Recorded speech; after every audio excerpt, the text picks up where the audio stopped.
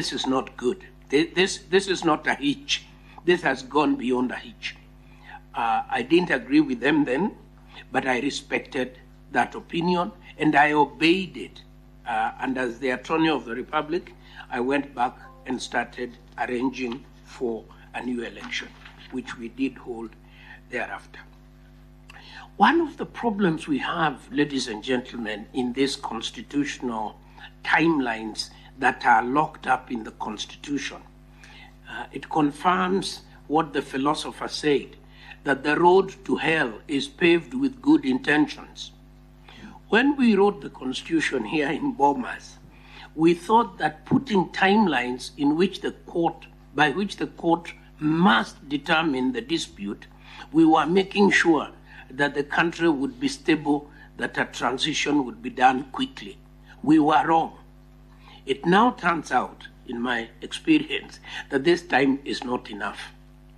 And this method that we use, this method that is by documents only, by affidavits only, and so on, is not enough.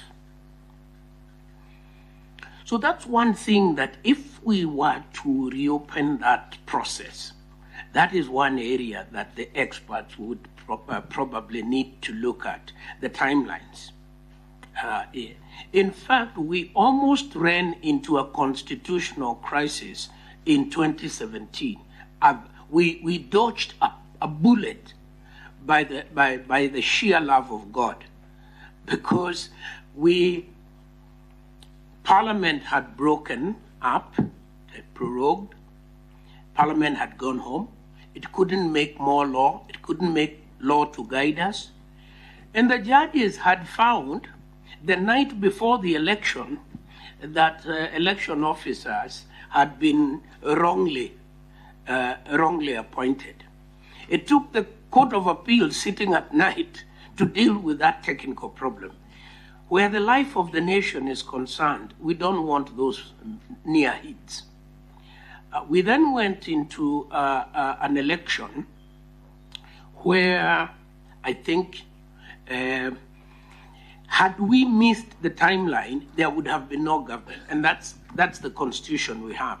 If the election is not, for example, if we do an election, the Electoral Commission declares a presidential winner, a petition is filed, members of the Supreme Court are kidnapped, we do not hear the petition and finalize it within the period provided, then we have no government.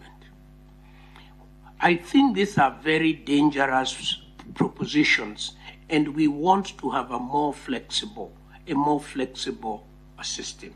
And I know there are many experts who can help us deal with that. So that's all I wish to say about IEBC, about reopening the question. About boundaries delimitation, I want to start by saying that my own personal view, which is not a view shared by many of my countrymen, is that we have too many people in Parliament.